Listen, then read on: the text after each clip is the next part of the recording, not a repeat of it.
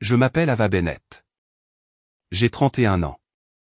Étage 10 minutes après être devenue une épouse, mon frère a jeté de la sangria rouge sur ma robe de mariée et a levé son verre vide vers nos invités. À la fraude familiale en blanc, a-t-il annoncé.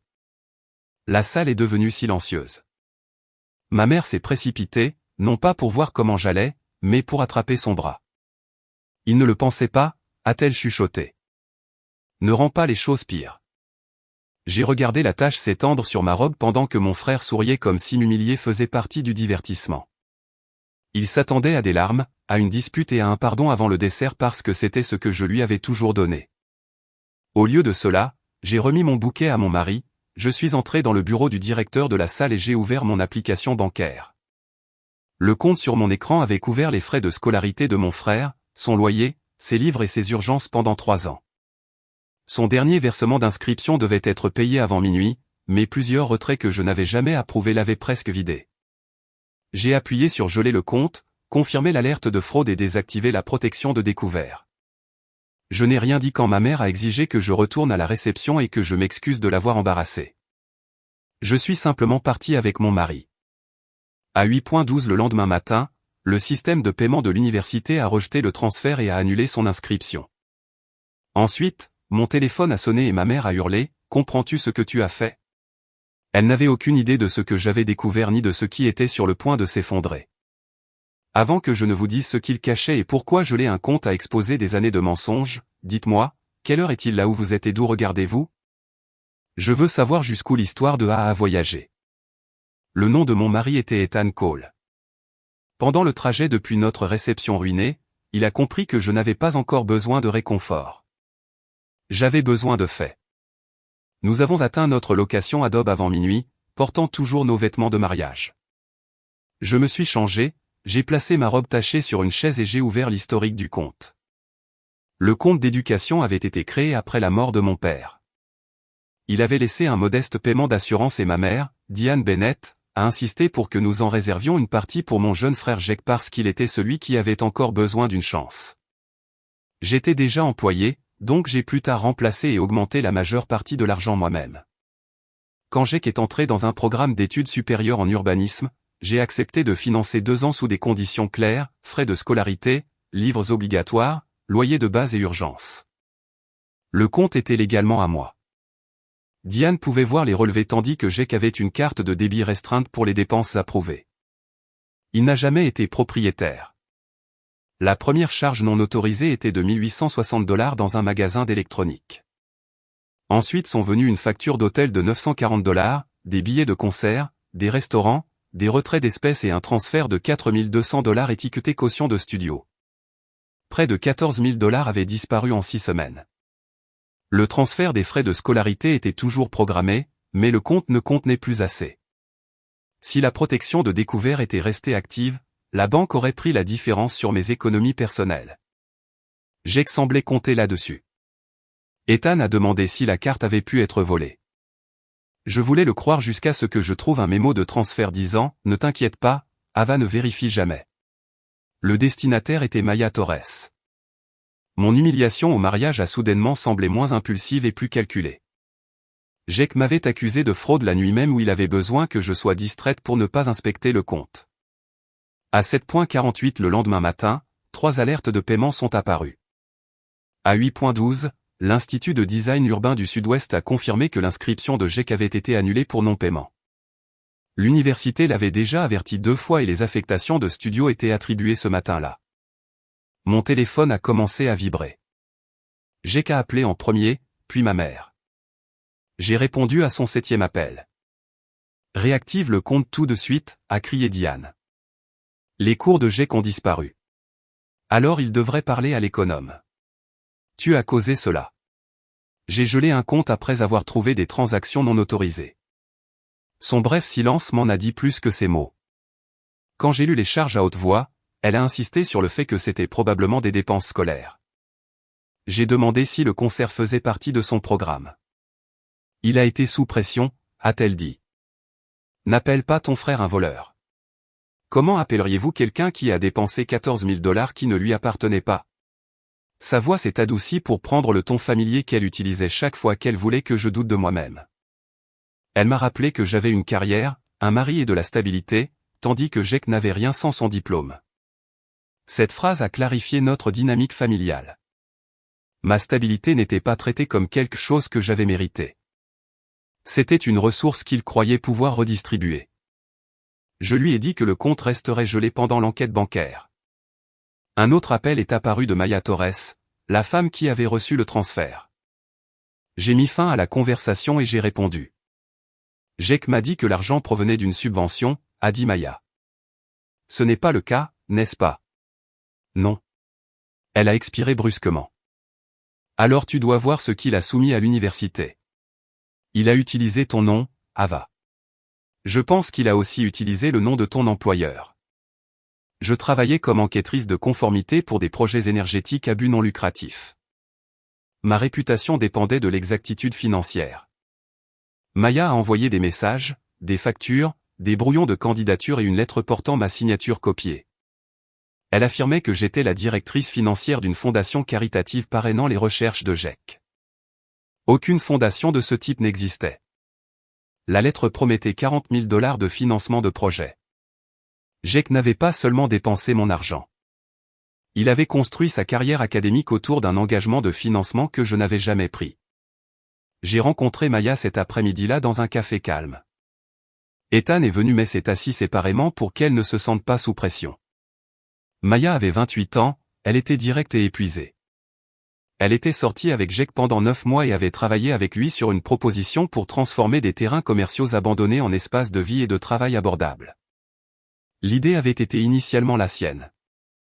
Jake l'a convaincu qu'il avait des financements familiaux et des liens avec des organisations environnementales à but non lucratif, affirmant que je dirigeais une fondation privée qui financerait leurs projets après l'obtention de leur diplôme. Maya a ouvert sa tablette et m'a montré une présentation que Jake avait faite devant un comité professoral. Ma photographie est apparue à côté du titre de principal sponsor privé et mon véritable employeur, le groupe de responsabilité Mesa Horizon, était répertorié comme partenaire du projet. Ni moi ni l'entreprise ne l'avions autorisé. J'avais passé près d'une décennie à enquêter sur des factures modifiées et des demandes de subventions frauduleuses. Mon frère avait copié suffisamment de mon langage professionnel pour paraître convaincant sans comprendre les conséquences. Maya a dit qu'elle avait remis en question le financement 2 semaines plus tôt. Jake a répondu que je contrôlais l'argent parce que je voulais m'attribuer le mérite de son succès. Cela expliquait son accusation au mariage. La fraude familiale était un récit qu'il avait préparé au cas où le financement promis échouerait. Il prévoyait de prétendre que sa sœur vindicative avait retiré un engagement légitime après une dispute familiale. Il avait aussi dit aux gens que j'avais volé l'héritage de notre père, même si la compagnie d'assurance avait émis des paiements séparés et que chaque dollar était documenté. J'avais utilisé une partie de ma part pour aider notre mère, puis j'avais reconstruit le fonds d'éducation de Jake avec mes propres revenus. Pourtant, il a transformé mon sacrifice en vol parce que le mensonge le faisait paraître victimisé. Maya m'a montré un message dans lequel Jake écrivait « Une fois qu'Ava sera mariée, elle sera distraite. J'ai juste besoin que le dernier paiement des frais de scolarité passe. » Dans un autre, il appelait mon mariage la scène parfaite pour me provoquer. Enregistrer ma réaction et utiliser un extrait monté pour me dépeindre comme instable. Le verre n'avait pas été un éclat impulsif. C'était une stratégie. J'ai demandé à Maya pourquoi elle m'aidait. Elle a expliqué que Jake avait exigé qu'elle lui transfère la propriété du projet et avait menacé de l'accuser de falsification du budget lorsqu'elle a refusé. J'ai réalisé qu'il allait me détruire de la même manière qu'il prévoyait de te détruire, a-t-elle dit. J'ai obtenu la permission de conserver des copies, j'ai préservé les métadonnées et je lui ai conseillé de garder les fichiers originaux. Ensuite, j'ai contacté Rachel Kim, une avocate que je connaissais grâce à une enquête sur une subvention fédérale. Rachel a examiné les preuves et a averti que la conduite de Jake pourrait impliquer un vol d'identité, une falsification, une tentative de fraude financière, une faute académique et l'utilisation non autorisée du nom d'une entreprise. Elle m'a ordonné de ne pas le menacer ou d'accéder aux dossiers universitaires protégés. Je pouvais signaler l'utilisation frauduleuse de mon identité et permettre aux institutions d'enquêter. Pendant ce temps, Diane a envoyé des messages exigeant que je remplace les frais de scolarité à partir d'un autre compte, accusant Ethan de m'avoir monté contre ma famille et envoyant une photographie de Jake assis la tête dans les mains. « Regarde ce que tu lui as fait », a-t-elle écrit. Pendant des années, des images comme celle-là m'avaient contrôlé. Jake avait l'air dévasté, on s'attendait donc à ce que je répare tout. Personne ne m'a photographié en train de travailler tard pour remplacer l'argent qu'il avait gaspillé ou en train de retarder mes objectifs pour aider notre mère. Ma souffrance restait invisible parce que je la portais en silence. J'ai répondu, demandez-lui où sont passés les 14 000 $. Quand Diane a finalement appelé, elle a répété les excuses de Jake. L'hôtel était une conférence, les achats étaient autorisés, et Maya était une ancienne petite amie obsédée. Je lui ai dit que les relevés bancaires n'étaient pas inventés. Ensuite, elle a demandé pourquoi j'avais gelé le compte sans lui parler d'abord. Cette question a révélé qu'elle se considérait toujours comme l'administratrice de mes décisions. J'ai demandé si elle savait qu'il utilisait ma carte. Après une longue pause, elle a admis qu'elle savait qu'il avait emprunté de l'argent et promis de le remplacer une fois que le projet aurait reçu un financement. Je lui ai dit qu'il n'y avait pas de financement et que Jake avait falsifié ma signature. Sa réponse a été immédiate. Il a dit que tu étais d'accord. Elle m'a supplié de résoudre cela en privé en créant la fondation promise, en émettant un prêt temporaire, ou en prétendant que la lettre falsifiée était un premier brouillon. Chaque option exigeait que je mente et que je risque ma carrière. Non, ai-je dit. Mais c'est ton frère. C'est pourquoi il croyait que je le protégerais des conséquences. Ce soir-là, Rachel a informé mon employeur et l'université que mon nom, ma signature et mon affiliation à l'entreprise avaient été utilisés sans autorisation. J'ai également déposé un rapport de fraude bancaire. À 9h30 du soir, Jake a laissé un message vocal.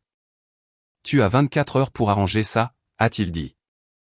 Si tu ne le fais pas, je m'assurerai que tout le monde sache quel genre de personne tu es vraiment. Il croyait toujours que l'exposition était une arme que lui seul pouvait utiliser. Il ne savait pas que la vérité avait déjà atteint chaque institution qui l'avait trompé. 2 jours après le mariage, Diane nous a convoqués chez elle pour ce qu'elle a appelé une résolution familiale privée. Rachel m'a conseillé de ne pas y assister seule, alors Ethan est venu. Jake attendait dans le salon en portant son sweatshirt de l'université comme si le logo pouvait restaurer son inscription.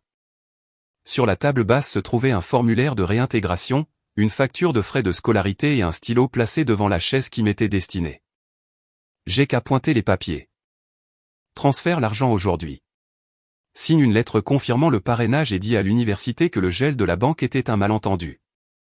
Il n'y a eu aucune excuse pour le verre, l'accusation, le vol ou la signature falsifiée. Je suis resté debout. As-tu écrit la lettre de parrainage? C'était un brouillon. As-tu copié ma signature? Tu signes des choses pour moi tout le temps.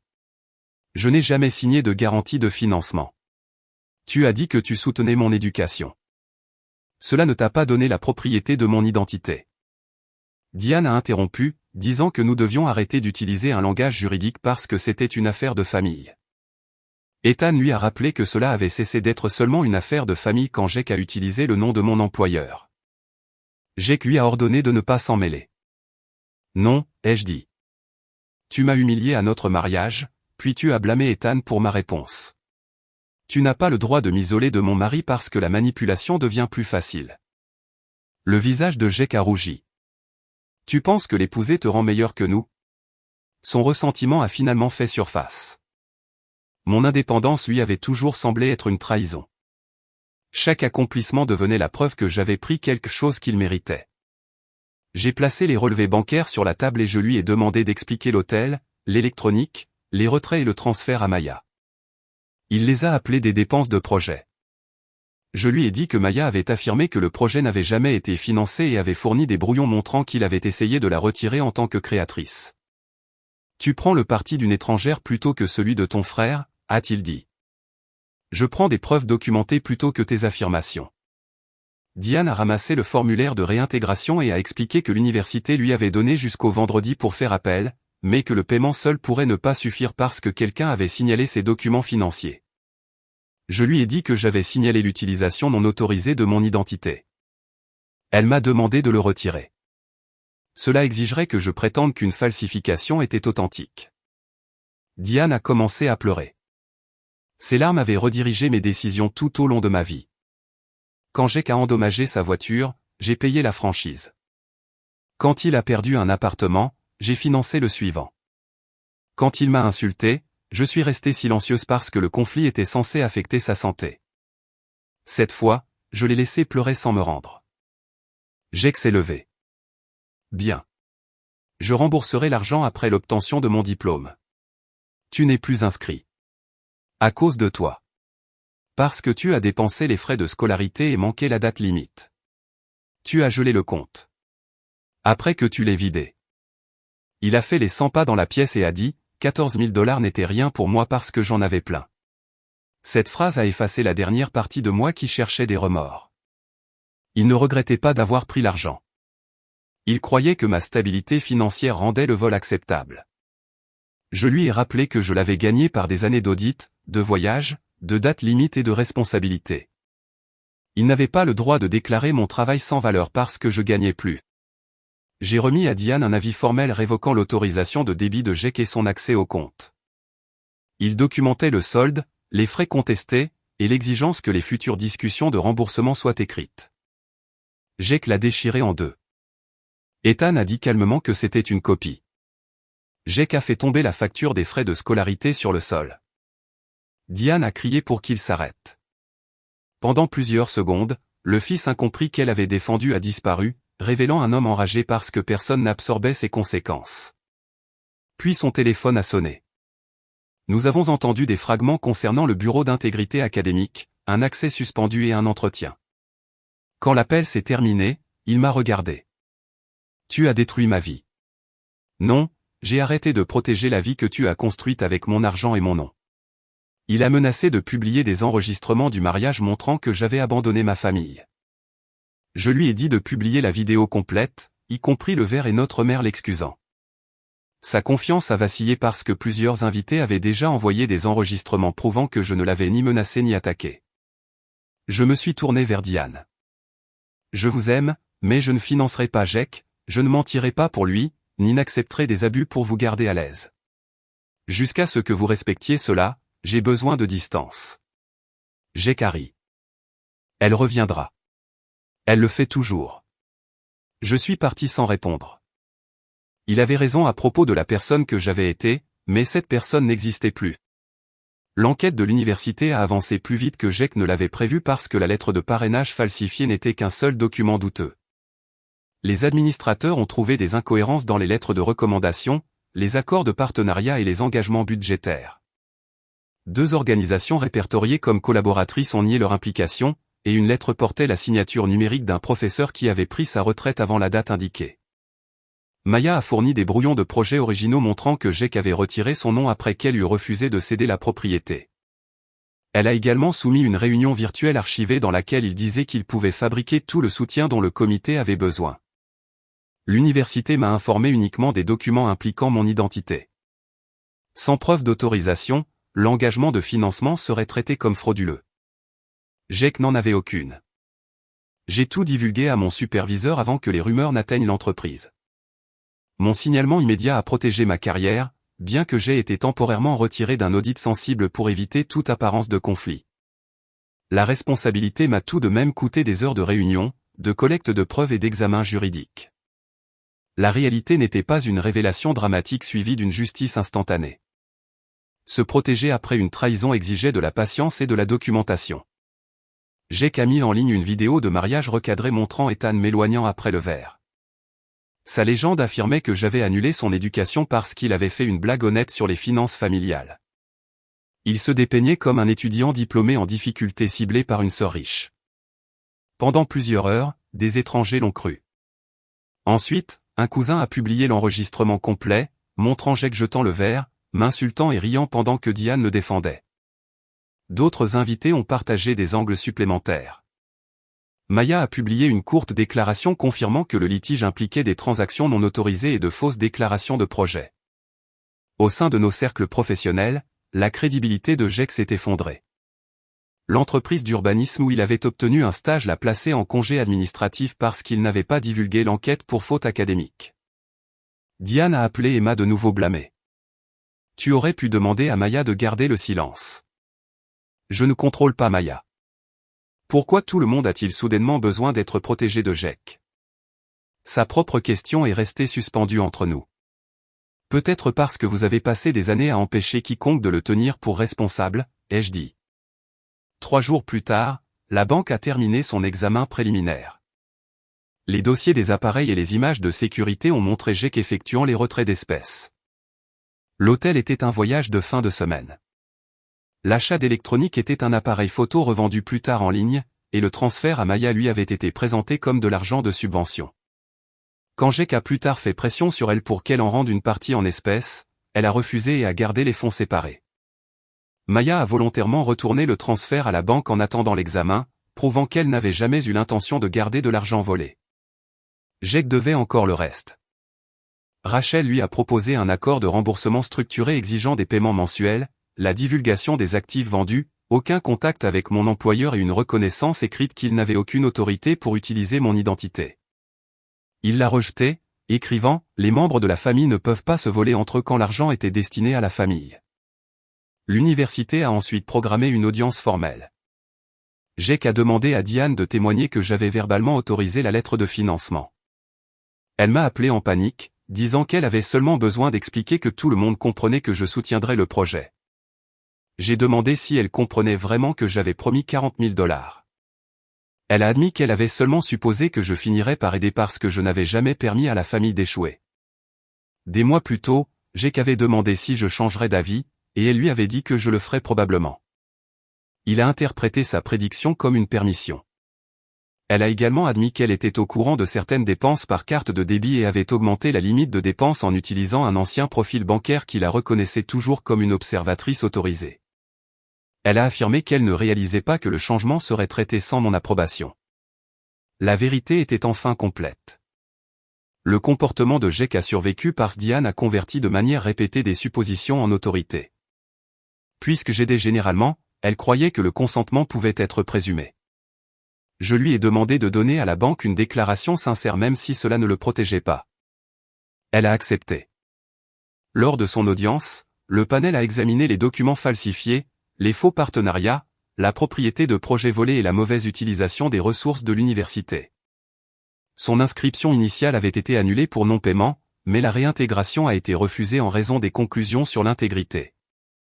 Il a été renvoyé du programme pour au moins 3 ans et interdit de postuler à nouveau jusqu'à ce que la faute financière soit résolue.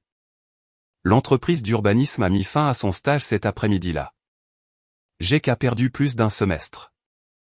Il a perdu l'identité professionnelle qu'il avait construite à partir de l'argent, du travail et des noms d'autres personnes.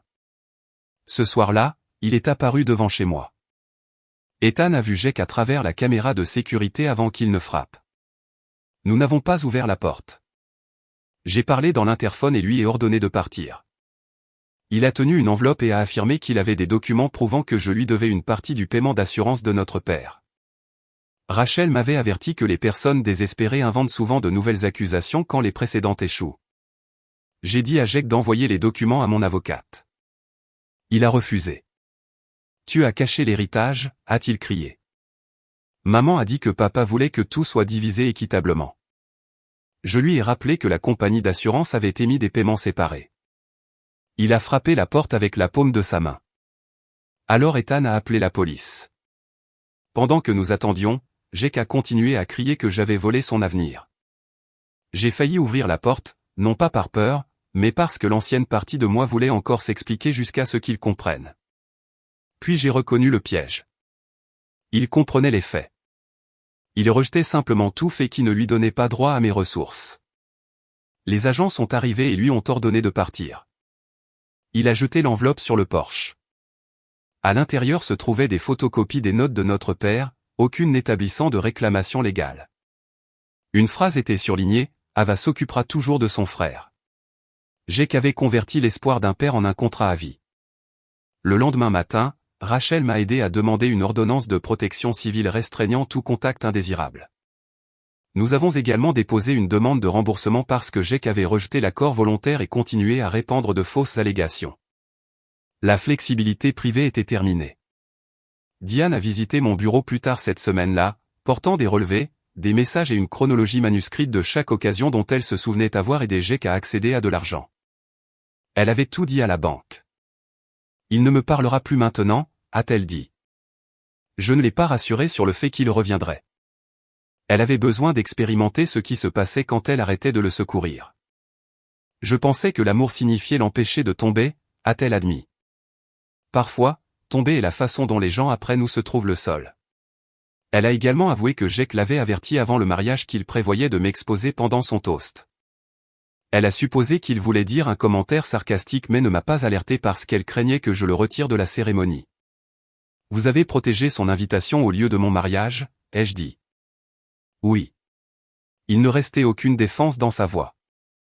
Je lui ai dit que le pardon ne restaurerait pas la confiance immédiate. Nous pouvions assister à des séances de conseil, mais elle n'aurait plus jamais accès à mes comptes, ne négocierait plus pour Jake, ni ne ferait pression sur moi pour reprendre contact. Elle a accepté.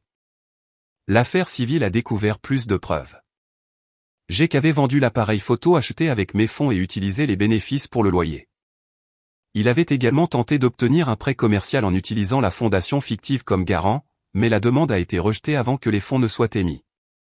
Parce que la tentative impliquait mon identité, Rachel l'a référé aux autorités compétentes. À la médiation, Jake a finalement été confronté au dossier complet, journaux des appareils bancaires, preuves de revente, déclaration de Diane, et son argument écrit selon lequel l'argent destiné à la famille ne pouvait pas être volé. Son avocat a conseillé un règlement. Jake a accepté de rembourser le solde manquant, les frais juridiques et les coûts associés à la correction des faux documents. Son véhicule de luxe a été vendu pour satisfaire une partie de la dette, et il a conclu un plan de paiement pour le reste.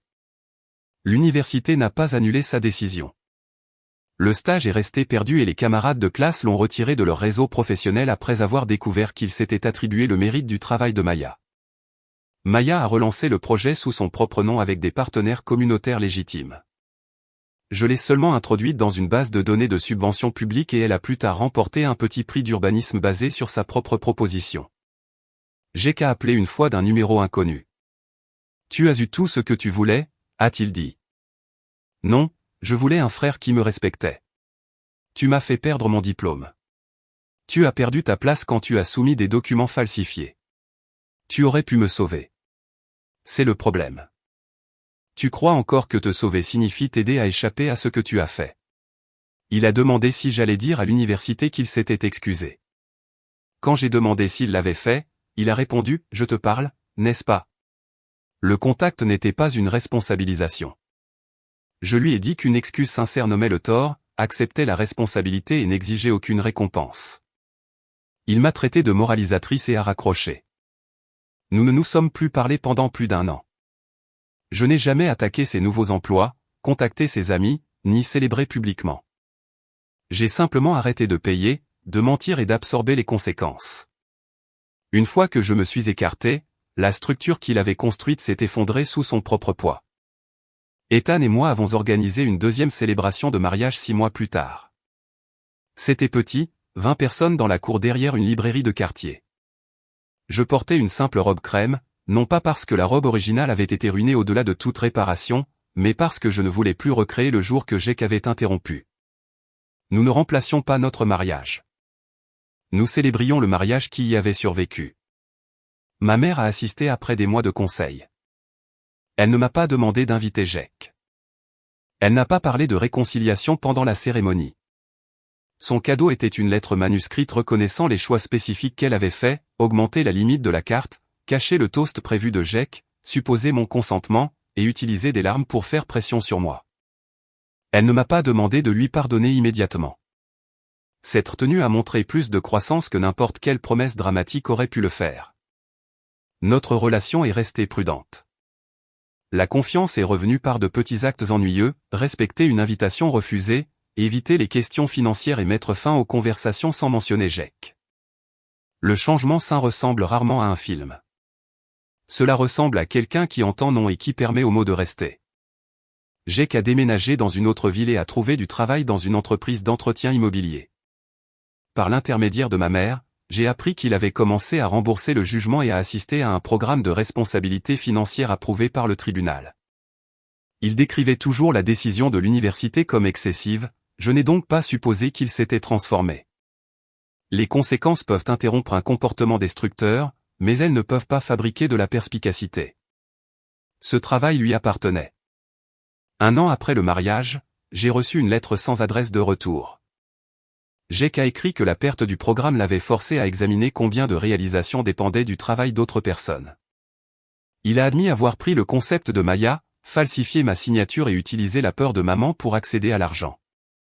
Il n'a pas blâmé le stress, l'enfance, l'alcool ou moi. Il a joint le premier reçu de remboursement qu'il avait effectué en avance sur le calendrier. La lettre se terminait par « Je t'ai appelé une fraude parce que j'avais besoin que tout le monde te regarde au lieu de me regarder ». Je l'ai lu 2 fois. Ensuite, je l'ai placé dans un tiroir. Je ne l'ai pas appelé. Une excuse précise méritait d'être reconnue, mais elle ne gagnait pas automatiquement l'accès. J'ai envoyé une brève réponse par l'intermédiaire de Rachel confirmant la réception et déclarant qu'un remboursement régulier et une distance respectueuse étaient les prochaines étapes appropriées. Peut-être qu'un jour nous nous parlerions à nouveau. Peut-être que non. Le pardon et la réconciliation sont liés, mais ils ne sont pas identiques. Je pouvais relâcher mon besoin de vengeance sans restaurer la relation qui m'avait blessé. Pendant des années, j'avais cru qu'être une bonne fille et une bonne sœur signifiait devenir le système d'urgence de la famille. Chaque fois que Jake faisait un choix imprudent, je fournissais de l'argent. Chaque fois que ma mère paniquait, je fournissais du calme. Chaque fois que l'un d'eux déformait la vérité, je fournissais du silence. Il me louait pour être fiable tout en traitant ma fiabilité comme une propriété publique. Geler le compte bancaire ne m'a pas rendu cruel. Cela a rendu la limite financière visible. Signaler la signature falsifiée n'a pas détruit l'éducation de Jake. Cela a empêché une institution académique de récompenser la fraude. Refuser de le sauver ne signifiait pas que j'avais cessé de l'aimer. Cela signifiait que l'amour ne pouvait plus exiger ma participation à la tromperie. La leçon la plus douloureuse a été que les systèmes familiaux toxiques dépendent rarement d'un seul méchant évident. Jake manipulait, volait et mentait. Mais son comportement a grandi à l'intérieur d'un système qui le protégeait à plusieurs reprises. Ma mère appelait la protection de l'amour. J'appelais l'endurance de la loyauté. Nous l'avons tous les deux aidé à retarder les conséquences qui auraient pu le forcer à changer plus tôt. J'ai aussi appris que la vengeance est souvent mal comprise. La forme la plus forte n'est pas l'humiliation, la violence ou le fait de faire souffrir quelqu'un pour le divertissement. C'est de retirer les ressources qu'ils utilisent pour vous faire du mal. C'est de documenter la vérité, de choisir la responsabilité légale et de refuser de porter la honte qui appartient à quelqu'un d'autre. La chute de Jake ne provenait pas d'un plan secret que j'avais inventé. Elle est venue du moment où j'ai arrêté d'empêcher la réalité de l'atteindre. À mon mariage, il m'a appelé la fraude familiale tout en portant des vêtements achetés avec l'argent du compte qu'il avait vidé. Il croyait que l'accusation me ferait me défendre publiquement et manquer la date limite des frais de scolarité. Au lieu de cela, sa performance m'a poussé à inspecter les dossiers même qu'il voulait cacher. Le lendemain matin, son inscription avait disparu. Dans les semaines qui ont suivi, il en a été de même pour son stage, son faux parrainage, sa réputation empruntée et son contrôle sur notre famille. Pourtant, le changement le plus important n'était pas ce qu'il avait perdu. C'était ce que j'avais récupéré. La propriété de mon argent, la confiance en mon jugement, la sécurité de mon mariage et le droit de décider qui entrait dans ma vie. Voici donc la leçon que j'ai retenue. Fixer des limites avec des parents n'est pas une trahison. Une limite ne détruit pas une famille saine. Elle révèle si la famille était suffisamment saine pour vous respecter. Aider quelqu'un à éviter les conséquences de manière répétée peut sembler compatissant, mais cela peut devenir une forme de permission. Le vrai soutien encourage l'honnêteté, la responsabilité, l'éducation, la conscience financière et la croissance personnelle. Il n'exige pas qu'une personne sacrifie son avenir pour qu'une autre puisse échapper à son passé. Parfois, la personne qui vous traite d'égoïste est simplement en colère que votre générosité ait maintenant des conditions. Parfois, la personne qui vous traite de fraude est terrifiée que la vérité soit sur le point de l'exposer. Et parfois, la réponse la plus puissante n'est pas un discours, une dispute ou un acte public de vengeance. Parfois, c'est une décision tranquille prise derrière une porte de bureau fermée pour geler le compte et enfin laisser la vérité éclater. Nous apprécions vraiment que vous soyez ici avec nous pour l'histoire. Tout dans cette vidéo est fictif et fait uniquement à des fins de narration, de divertissement et d'éducation. Nous espérons que le message vous rappelle que lorsque quelqu'un prend votre loyauté pour acquise, la chose la plus puissante que vous puissiez faire est d'arrêter d'offrir vos cœurs aux personnes qui ne savent que briser la confiance.